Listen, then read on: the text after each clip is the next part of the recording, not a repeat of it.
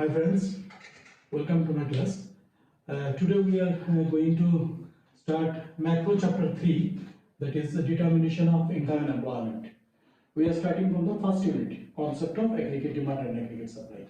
This chapter is very much important for the numerical questions especially because from this chapter a lot of numerical question is asked for 3 marks, 4 marks, maybe 6 marks also. Okay, so let's start from the unit 1, concept of aggregate demand and aggregate supply. Okay. Earlier in class 11 you had learned about demand, that is a single or individual demand, where one individual consumer is there, how much you want to consume, this was demand. But now we are dealing with the aggregate demand. Aggregate demand means total demand of the country. Aggregate demand or AD means total demand of the whole country. Total demand means in the country there are 4 sectors you have learned earlier in national income chapter. One is household sector in this side, producing sector in this side, government sector in this side, and rest of the world sector on the top. These are the 4 sectors of the country. Now demand of the all the sectors of the economy is called aggregate demand. That is demand of the household, demand of the government, demand of the producer, and rest of the world. If we add all the demands of the 4 sector, we will get total demand of the country. So in short, we can write AD is equal to C plus I plus G plus X minus M. This is the aggregate demand. C means demand for the household sector, I means demand for the producing sector, G means demand for government sector, and X minus M means net export, demand of the rest of the world sector.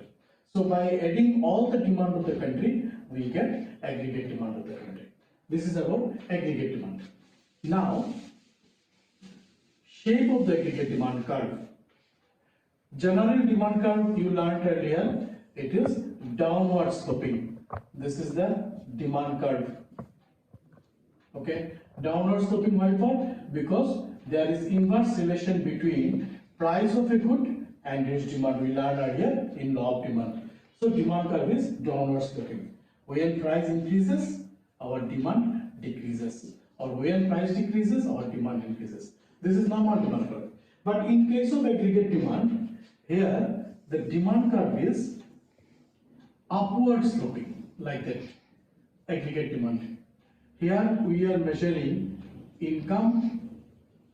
Here we are measuring aggregate demand, and here we are measuring income of the country. Income means you can say national income of the country. Because in macro there is no income, especially in macro, whatever income, these all are national income.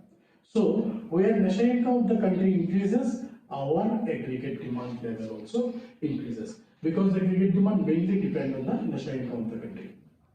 Okay, so demand curve is upward sloping, but it never starts from the origin. It starts from little bit of above of the y-axis, not from the origin. Why for? Because aggregate demand we had learned earlier, AD is equal to C plus I plus G plus X minus M. This is aggregate demand. Okay. Now consumption of a country, it never be equal to 0. Okay, so AD investment may be 0, this may be 0, but consumption of a country, it never be 0, because there must be some level of consumption, because without consumption we cannot survive. So consumption never be 0, and for that aggregate demand also never be 0. Very important concept of this chapter. C never be 0, and so aggregate demand also never be 0. And so aggregate demand curve is always above, always little bit of above on the y-axis. It never starts from the origin. Question may ask like that, why AD never be 0? Because consumption never be 0. Okay, so this is all about our aggregate demand. Now give a look on aggregate supply. AS. Aggregate demand was total demand of the country. Aggregate supply means total supply of the country. Okay, aggregate supply means total supply. of the country. Total supply means country's total production. Total production of the country. Okay. Total production, we can say what? Total production means national income of the country. Okay. So aggregate supply means total national income of the country, which can be denoted by Y. Y is the national income of the country. So we can write aggregate supply is equal to national income, and national income of the country can be divided into two parts. One is consumption of the country, consumption, another is savings. Whatever income we are getting, it can be divided into two parts. One part is consumption, another part is savings. So aggregate supply also having two components. One is C, that is consumption. Another is S, that is savings. Total savings of the country. Okay, consumption and savings. Consumption is a function of income. Savings is also a function of income, because without income, consumption, saving, nothing is possible. So consumption is a function of income, saving is a function of income. It is called consumption function and it is called savings function. Consumption function, I am writing it short. Here it is saving function. So consumption function means functional relationship between consumption and income. Savings function means functional relationship between savings and income of the country. This is consumption function, this is savings function. So we already got one formula. What is this? One is Y is equal to C plus S. Very important concept of this chapter. Earlier we got another formula, C never be 0 and AD never be 0. Now we are getting another one. Income is equal to consumption plus saving. Very important concept of this chapter.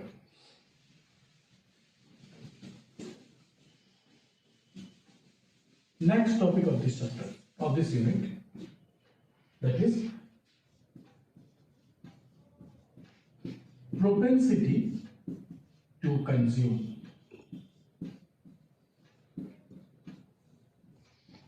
From consumption function, we are getting this one, propensity to consume. Propensity means tendency. How much people want to consume, this is propensity to consume. Okay. It has two aspects. One is APC, another is MPC.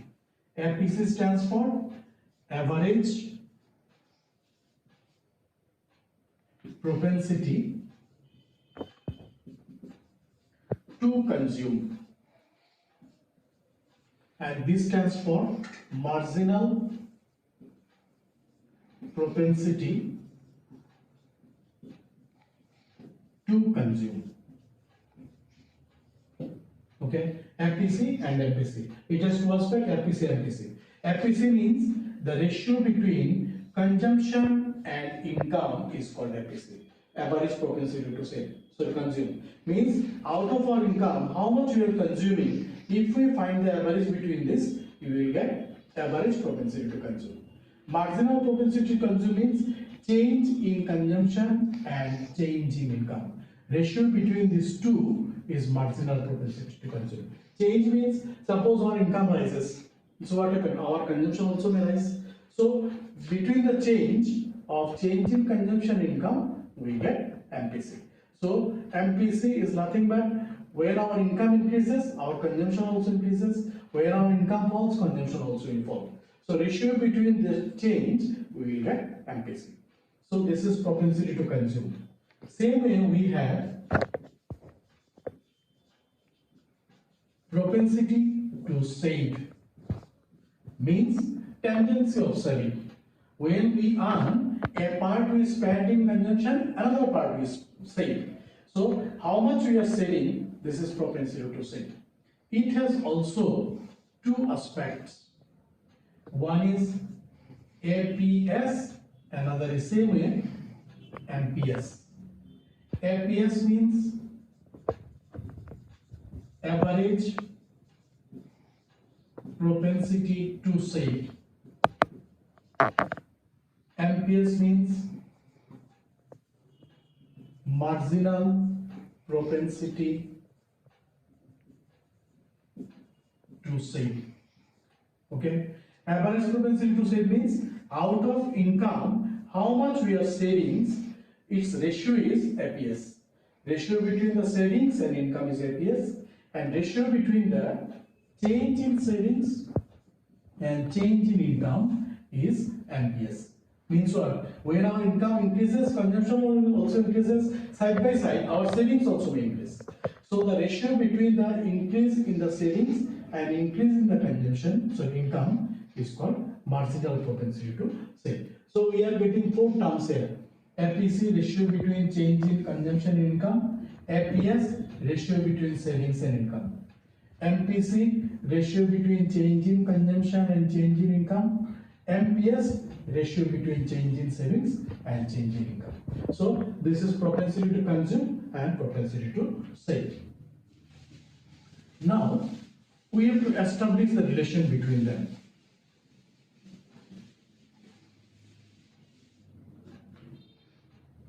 Relation between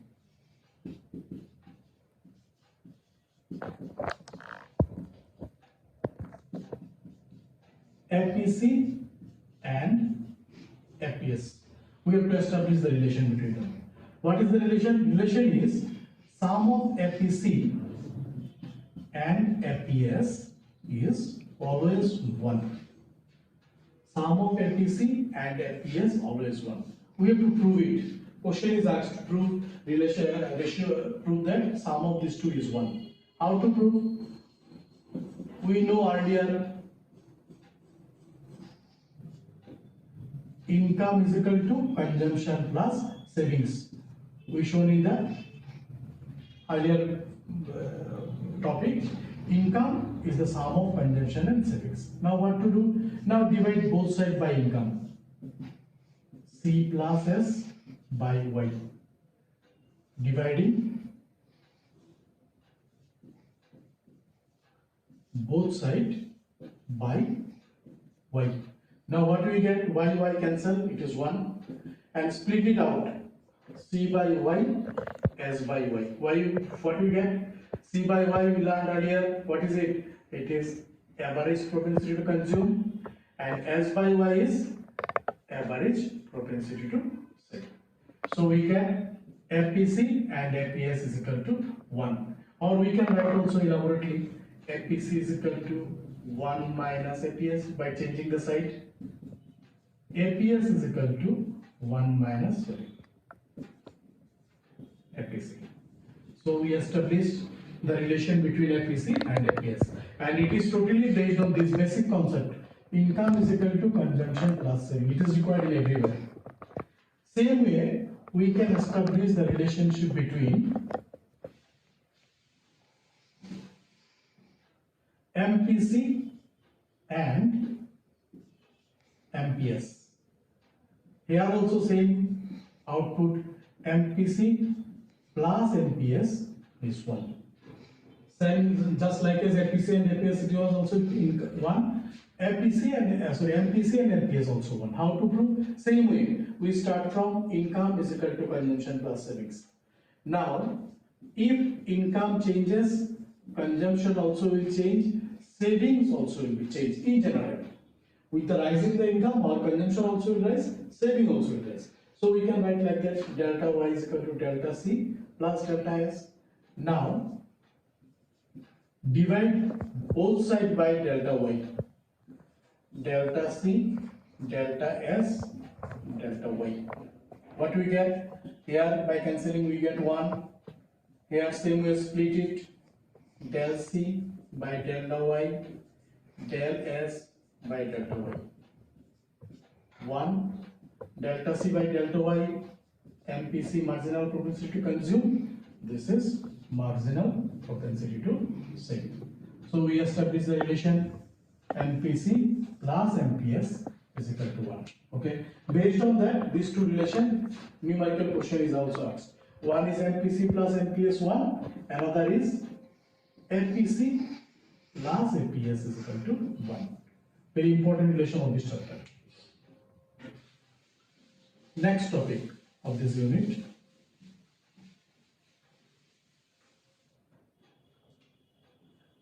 investment function.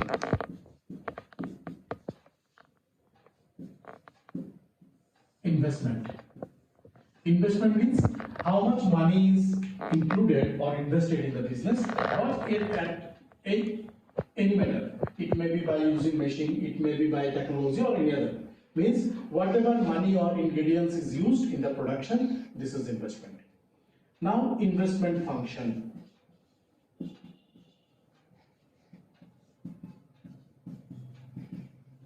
Investment function is written like that. I is equal to function of rate of interest and marginal efficiency of investment. These two are the factors of investment. Okay, these two are the factors. If anyone change, investment also change. First one is what? First one is rate of interest.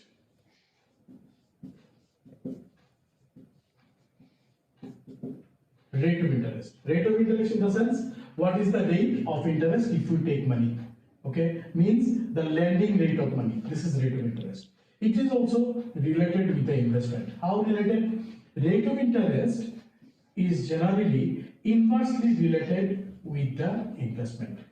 When rate of interest increases, investment of the economy decreases. Why? Because people are not interested. If they take loans from the bank, they have to pay more money as interest. So rate of interest, investment decreases. So there is opposite relationship between rate of interest and investment. If rate of interest decreases, then investment of the economy also rises. So this is rate of interest. Second one is MEI. This is called marginal efficiency of investment. Okay, marginal efficiency means expected rate of return. Okay, expected rate of return means if I invest in the business, what is my return? How much I will get income? This is expectation. This expectation is marginal efficiency of investment.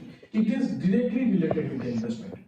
If marginal efficiency of investment increases, investment also will increase. Okay, when the producer thinks that if I invest in my business, I can earn more money, what you will do? You will invest more money in the business. So it is directly related. With the rise in the efficiency of investment, investment also will increase. So this is investment function. Relation between ROI and MEI. If this one increases, investment fall. If this one increases, investment will rise. So investment function mainly depends on these two factors. Now these two factors are also internally related.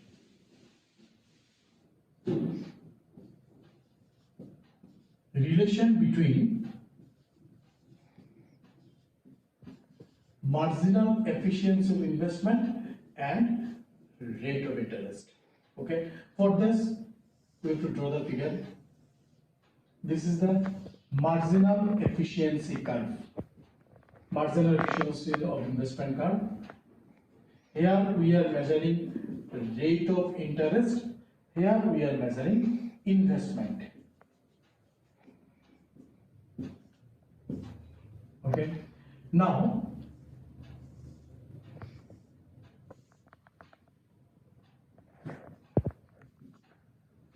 this is negatively sloped curve. Now how they are related? If first point, if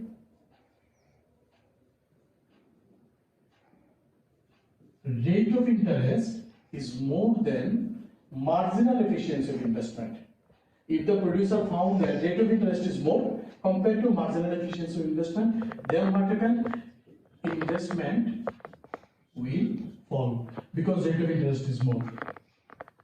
Second point, if rate of interest is less than marginal efficiency, means marginal efficiency is more, expectation is more, rate of interest is less.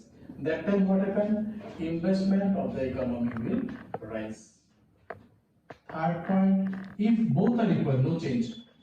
Rate of interest and marginal efficiency investment both are equal. That time what happens? Then there will be no change in investment. No change. Or we can say investment will remain constant. So these are the relation between MEI and ROI. Separately question is asked. So if ROI is more than efficiency, investment will fall. If ROI less than efficiency, then investment will rise. If both are equal, then there will be no change in the investment. Okay. Next point.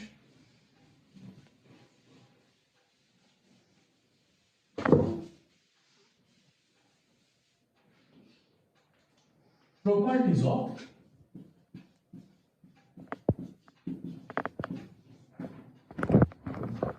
average propensity to consume. Average propensity to consume was what? It was ratio between consumption and income. Now what are the properties of FPC? First property, FPC never be zero. Why for? Average propensity to consume never be zero, since consumption never be zero. If C never be zero, how we can divide it to get zero? So if since consumption never be zero, our FPC also never be zero. Second point, FPC may be 1 also. When FPC 1?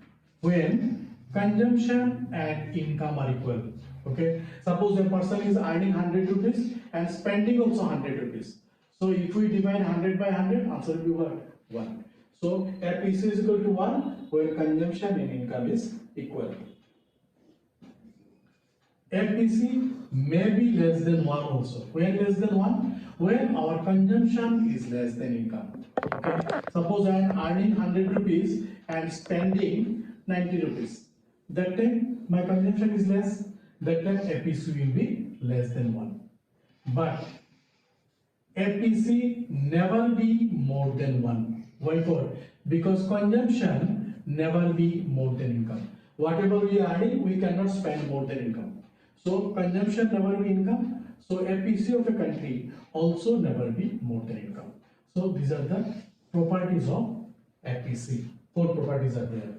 Same way, properties of FPS, ratio between savings and income. Here also same thing. Here FPS may be 0. FPC never be 0, but FPS may be 0. Why for? Because savings may be 0. A person's income and consumption may be equal. When he is earning whatever he is earning and consumption is equal, that time his savings will be 0 and that time FPS also will be 0. So there is chance of FPS is equal to FPS 0, but FPC never be 0. Second point, FPS never be equal to income. 1. Why never be equal to 1? Because savings and income never be equal. It will be 1 when our savings and income are equal. Savings income never be equal, because what? When savings and income is equal, it indicates what? Consumption is 0, but consumption never be 0. We learned earlier. So consumption never be 0. In that sense, a country's income and savings also never be 0. It may be little bit of more or less. So FPS never be 1. FPS may be less than 1 also. When our savings is less than income. But FPS never be more than 1. Because of why? Savings never be equal to income. So how savings be more than income? Whatever we are earning, our savings never be exceeded. So savings never be 1. So savings never be more than 1. So these are the properties of FPS. Same way, properties of MPC, ratio between change in consumption and change in income. Okay.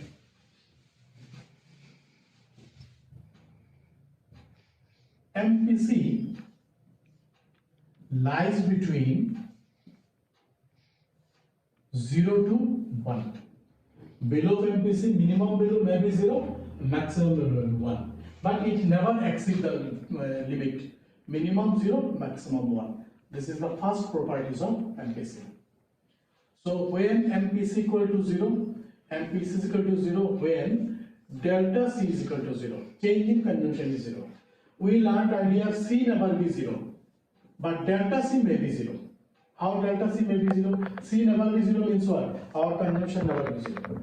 Delta C means change in consumption. Suppose my income rises from 10,000 to 12,000. Earlier my consumption was suppose 9,000. Okay, it doesn't mean with the rise my income, my consumption also rise. My consumption also will be remain 9,000. It remains same consumption. With the rise in the income, consumption may not be changed. That time what we are getting delta C, 9,000 minus 9,000 is 0.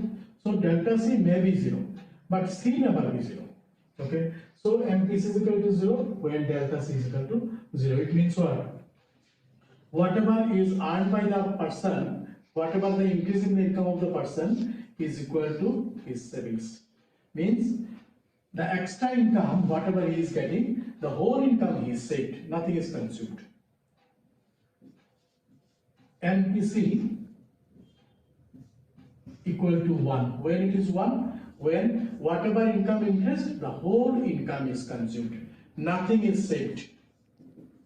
Change in saving is 0. Whatever you was changing, saved earlier, now also it is same thing. So here, whatever the income increased, the same amount is consumed. So MPC is equal to 1. MPC ratio between these two, if both are equal, if you cancel, answer will be 1. Fourth point, value of MPC in underdeveloped countries.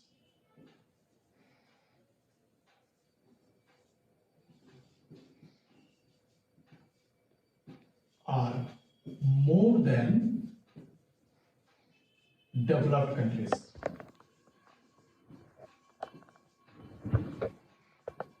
This is another important properties of MPC. Okay, and underdeveloped countries, below MPC is more than developed countries. Why for? In underdeveloped countries, level of income is always low level of income. Okay, so their income, whatever their income increases, most of the income they used to spend on their consumption. Okay, so they cannot increase their save. Whatever income they can increase, most of the income they are spent on the consumption. So in underdeveloped country, below the MPC is always less. But in developed countries, MPC value is more. Sorry. In developed countries, MPC value is more. Same way, properties of MPS. Delta S by delta Y. Ratio between change in savings, change in income. Here also, value of NPS lies between 0 and 1. Minimum value 0, maximum value 1. When it is 0, NPS will be 0 when change in savings is equal to 0. Means whatever income is increased, the whole income is consumed. Nothing is saved. That time it will be 0, and that time if you divide delta S by delta Y, we will get answer 0. MPS equal to 1 when whatever income increased, the whole income is saved. Nothing is consumed. Consumption is 0. That time MPS value will be 1. Fourth one, value of NPS in developed countries are more.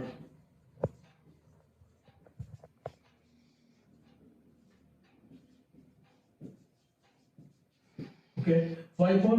Because their income is more. In developed country, level of income is more, but their consumption level compared to income is low. Whatever they are earning extra income, most of the extra income they can save because their consumption level is low compared to their income. But in underdeveloped countries, what happens? Whatever income is generated, extra income, most of the extra income is spent on consumption. So in underdeveloped countries, value of MPC is more, but value of MPS is less.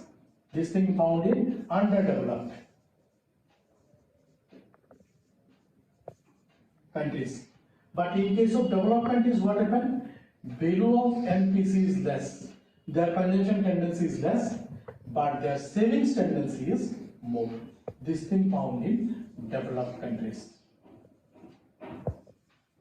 Okay, so there are two types of investment.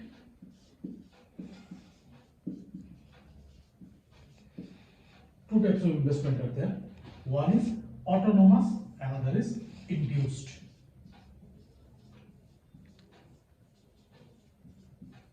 Autonomous investment, another is induced.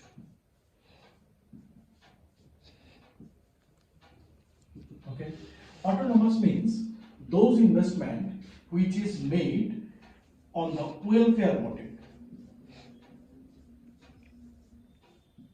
and there is no profit target, no income generation target is there. This is autonomous. And those investment which is made on the motive of profit earning, profit motive, this one is induced investment. Okay, so investment made on the target of profit is induced, and investment which is not in the target of profit, which is in the target of welfare or human being, then it is autonomous. So generally autonomous investment is made by government of the country, and induced investment is generally made by the private sectors, because their main target is to earn profit, not welfare. Okay, so autonomous investment curve always parallel to x-axis. Because of why? This is income inelastic. There is no relation with the income of the government. If we are measuring investment on this side and income on this side, this is autonomous investment. This is the reason. So it is income inelastic, so it is parallel to the income line, that is x-axis. And induced investment is highly affected by the expected income. So induced investment curve is upward sloping.